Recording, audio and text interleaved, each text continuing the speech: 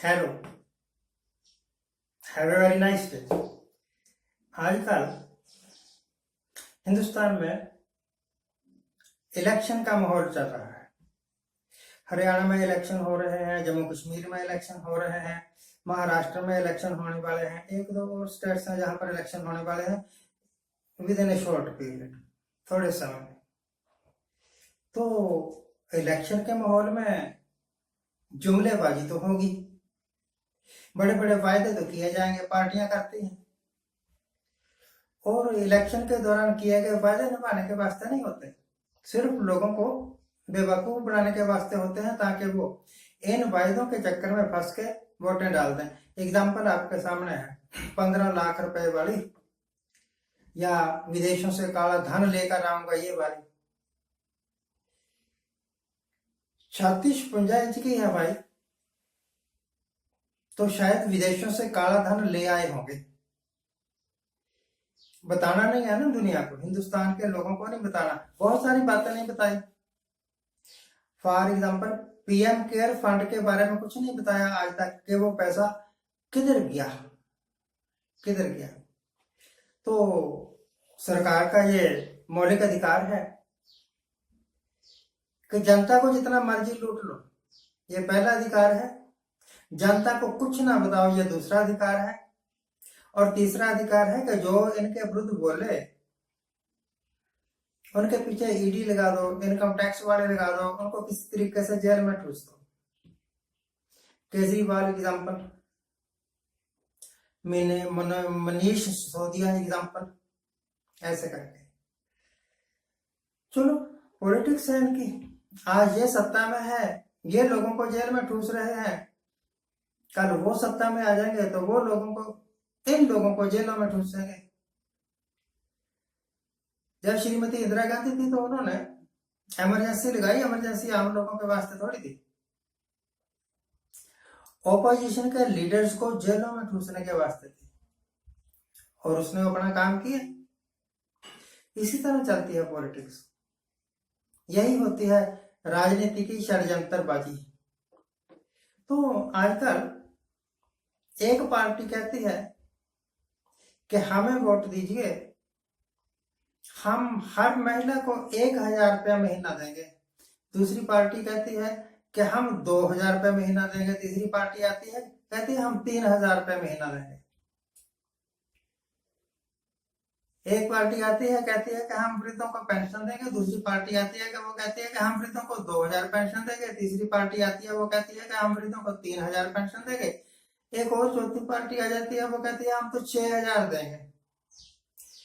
जितना मर्जी देते रहो, कौन सब आपके घर से जाते हैं? आपने कौन सी अपनी जेब से देने हैं? मुझे 2019 याद आता है, ये सारा कुछ देख के ना 2019 याद आता है। 2019 में मोदी साहब को जब पक्का यकीन था, उनकी जो सीआईडी है वो बता देती है उनको ना कि आप हारने वाले हो भाई, प्रबंध कर लो।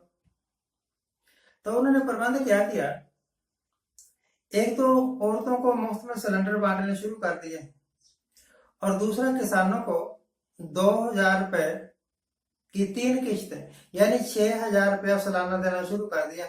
इलेक्शन से पहले फटाफट कर दिया, और कई लोगों के खातों में पैसे आने भी शुरू हो गए। जो बाकी के बचे कुछ लोग थे, उन्होंने सोचा यार इनके खाते में पैसे आ गए हैं,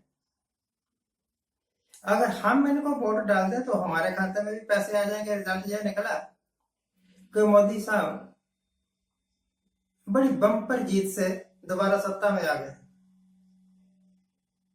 यह कहते हैं प्रचंड बहुमत, यानी बम्पर जीत। मैं नहीं कहता, बम्पर जीत तो वो थी जब श्रीमती इंदिरा गांधी इमरजेंसी के बाद भी जनता पार्टी के फेल हो जाने के बाद दोबारा सत्ता में आई, वो थी बम्पर जीत। वो प्राइम मिनिस्टर जिसको लोगों ने थ्रू कर दिया था, सत्ता से बाहर फेंक दिया था, उसी प्राइम मिनिस्टर को बहुत बड़े बहुमत से वापस सत्ता में ले आए। अब जब ये लोग कहते हैं ना कि हम 1,000 रुपये देंगे, 2,000 रुपये देंगे, 6,000 रुपये देंगे, वोटें हमें डाल दो, कहने का मतलब तो यही है ना कि वोट हमें डाल दो, हम इतना पैसा देंगे। इसका मतलब ये है, मैं ऐसा सोचता हूं, मेरी निगाह में ये बात है, कहीं लिखा हुआ नहीं है कि जितने भी पार्टियों वाले हैं ना, चाहे वो बीजेपी वाले हैं, चाहे कांग्रेस वाले हैं, या दूसरे तीसरे चौथे हैं, जो भी है, आप वाले खास तौर पर, ये महानालायक लोग हैं। इनके अंदर कोई गुण नहीं है, दे हैव नो वर्च्यू। ये ऐसा नहीं कह सकते जैसे अगर इंदिरा गांधी होती तो उस वक्त इलेक्शन होता तो इंदिरा गांधी ने बांग्लादेश बनाया था, अपना एक दुश्मन कम कर दिया था, 71 की लड़ाई जीत के दिखाई थी, अपने वास्ते भी बांग्लादेश के वास्ते भी। तो वो मांग सकती थी ऐसे, देश के वास्ते मुझे वोट दो, मैंने ये कर दिया है, मैंने पाकिस्तान का जबड़ा तोड़ दिया है, ऐसे करके बोल सकती थी, पर उन्होंने नहीं बोला, कुछ नहीं कहा। यह जोक्स भी कहते हैं, राजनाथ सिंह हर 3 महीने के बाद इनको दौरा सा पड़ता है और कह देते हैं बयान देने का दौरा, वैसे दौरा कोई बीमारी नहीं। हमारी सेनाओं को हमने कह दिया है कि तैयार रहे, हम किसी भी वक्त एलओसी में घुस सकते हैं। पिछले 10 साल में आज तक तो नहीं घुस पाए, आगे और कब घुसेंगे इसका अभी पता भी नहीं है आपको। शायद एलओसी में घुसने के वास्ते आपको 150 साल और चाहिए, थोड़ा ही अरसा, 150 साल कौन से ज्यादा होता है। तो बीजेपी वाले या दूसरी पार्टी वाले अगर आपसे वोट मांग रहे हैं, ये कह के वोट मांग रहे हैं कि हम महिलाओं को इतने 1000 रुपए देंगे, किसानों को इतने 1000 रुपए देंगे, वृद्ध लोगों को जो सीनियर सिटीजन है उनको इतने 1000 रुपए देंगे, तो इसका मतलब वो आपसे वोट नहीं मांग रहे, वो आपकी वोट का सौदा कर रहे हैं कि ये पैसे, ये वोट हमें दो, हम आपको पैसे देंगे, आप वोट उनको देंगे तो वो कुछ नहीं देंगे। और जनता की बात छोड़ो, ये जो लीडर लोग हैं ना, 2019 के बाद ये समझ गए, एकदम समझ गए ऐसे फटाफट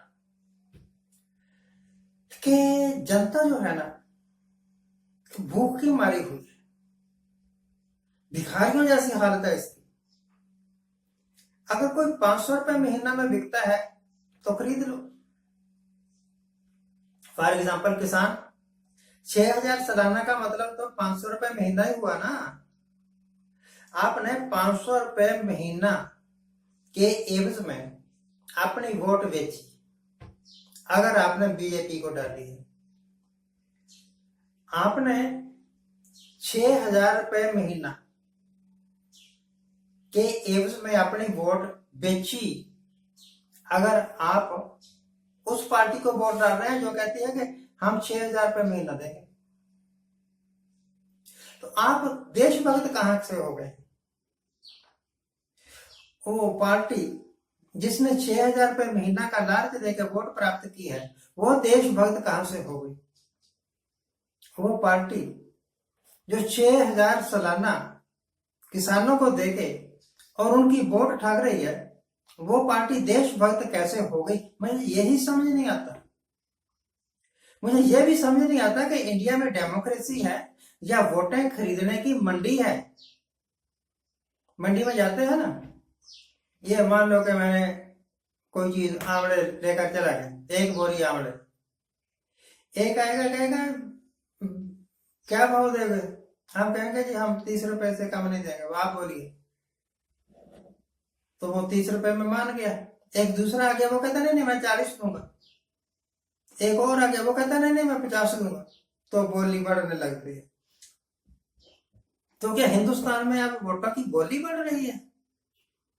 जब पार्टियां इस तरह के ऑफर देकर वोट ले रही हैं, तो वो किसी मेरिट पर वोट नहीं ले रही हैं। वो निकम्मे लोग हैं, वो लालची लोग हैं, वो सोचते हैं कि सरकारी खजाना खाली करो, वोटें प्राप्त करो और फिर 5 साल तक ऐश करो और लूटो देश को। मुझे लगता है कि हिंदुस्तान के लोगों को थोड़ी अकल आनी चाहिए, वो देश को खुद लुटवा रहे हैं। देश लूटने के वास्ते नहीं होता। गुरु गोविंद सिंह ने कहा था, देह शुभावर मोह है, शुभ कर्म ते का मुंह न डरो।